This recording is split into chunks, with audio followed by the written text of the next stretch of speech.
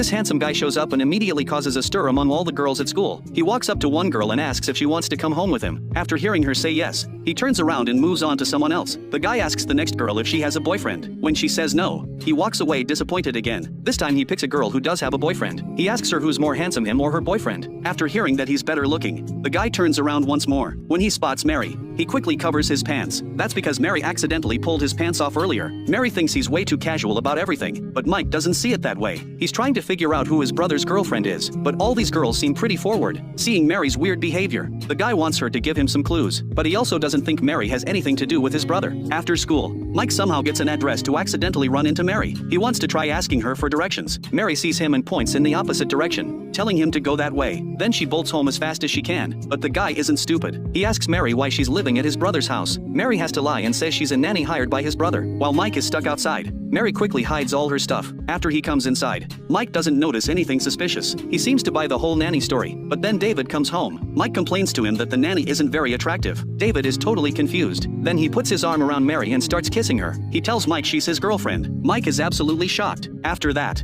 all three of them start living together. Mike sees his brother and Mary being all lovey-dovey around the house. He's completely blown away, because his brother is usually super cold and distant. Not only that, but David even acts like a kid and won't get out of bed. Before leaving, Mary gives lunchboxes to both brothers. Seeing that there's one for him too, Mike gradually starts warming up to Mary. He even starts competing with his brother over who can eat faster. Watching Mary iron his clothes, Mike is amazed at how neat everything looks. In the evening, Mary starts explaining bean sprout science to John. David thinks something's a bit off, because Mike was never interested in stuff like that before. But the happy times don't last long, because on this very night, some complicated feelings start to develop.